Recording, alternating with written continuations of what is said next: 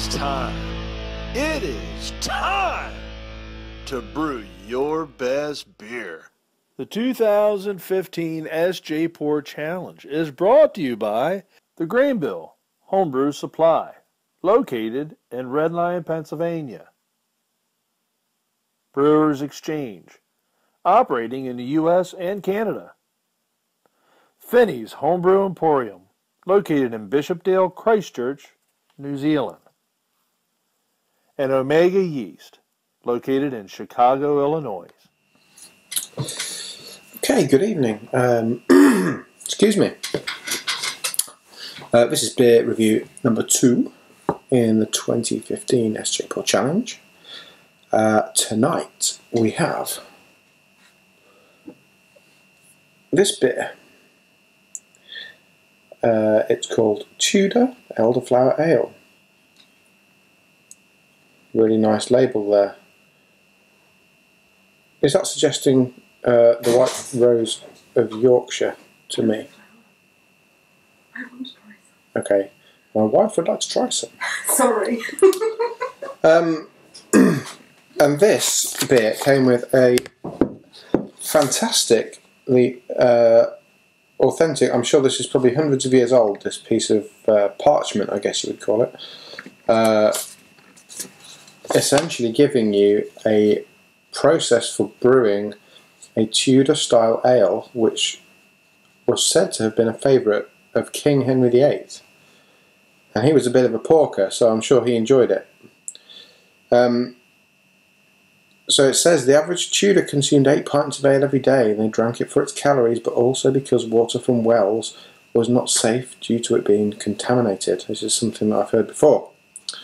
It then talks about a process for turning barley into malt and malted barley into wort, collection of the yeast, flavouring with herbs. There's no hops in this beer, apparently, and fermenting to turn it into a beer. Sorry, could you see my face? Yeah, you could, just about. Very interesting. So let's give it a go. It's been in the fridge overnight. Green bottle. Looks pretty clear. Obviously, I'm assuming that you followed this recipe and you've been catching your yeast from the air, and you've actually malted the barley yourself by spreading the grains out on the wooden floor and turning them regularly, etc. So, really, I'm sure that you've brewed this using more modern methods, but anyway, it's nice, good information. So let's give it a go. High-tech bottle opener, everyone.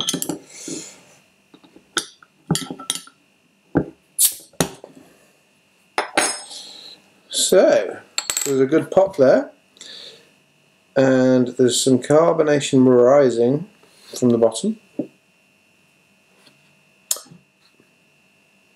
Oh dear, that's not, oh dear, sorry.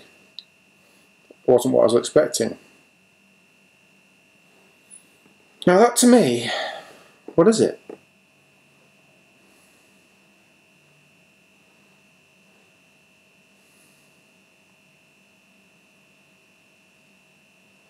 I can't put my finger on what that is.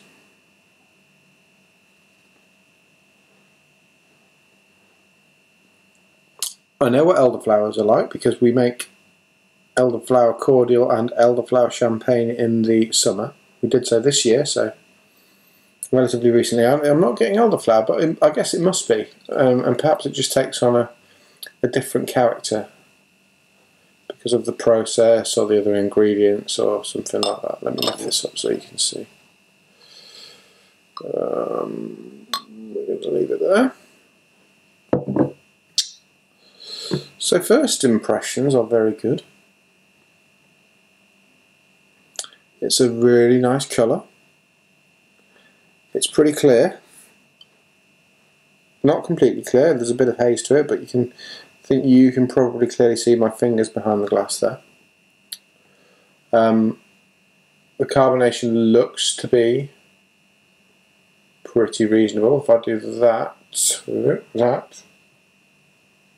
There you go, you can see there's some bubbles rising from the bottom of the glass, and that's giving it a nice head that's sticking to the side of this glass a little bit.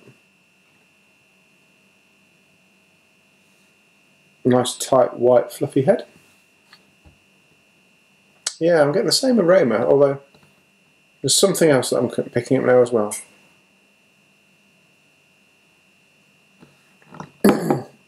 What else about this beer?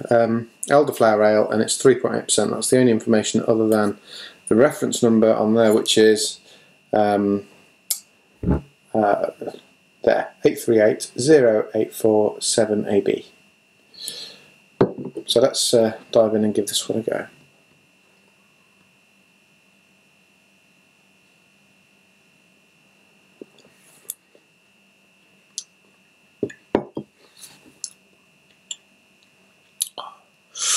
Ooh, that is a really different kind of beer than I'm used to. It's very, very sweet. I don't understand. I mean, to me that tastes like it's a sugar. It's got to be a sugar. So why hasn't it fermented in the bottle and done something else and become way overcarbonated and possibly explode? Unless there's something else going on.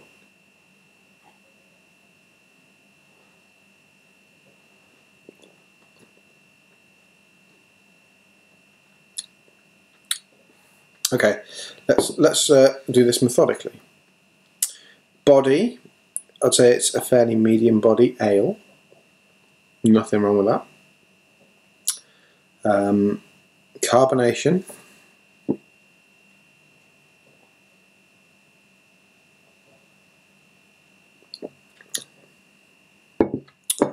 Moderate level of carbonation, perhaps on the slightly fizzier side, but well within kind of normal limits, I guess. If there's no hops in, okay, that's it, isn't it? There's no hops in this beer.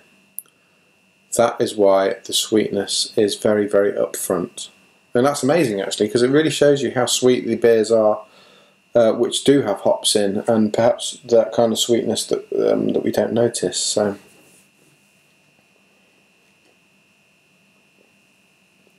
I guess you can just really taste where the calories come from. But it does taste very, very sweet up front.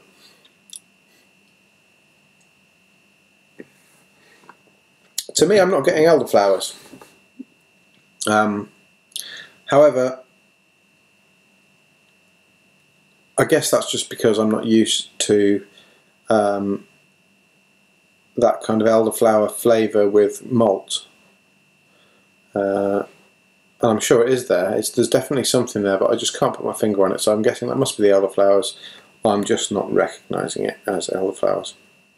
So from this, I'm guessing that the local ingredients are the elderflowers, of course, which, excuse me, if you are familiar with the UK, they're pretty much ubiquitous, and you can go out down pretty much any country lane in June, the start of July, and collect bags and bags of elderflowers and do nice things with them. So I think that's a really nice way of using some very local ingredients from whoever brewed this. No off flavours.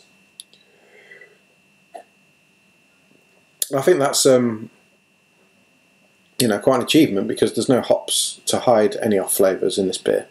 So to have done that, that's very good.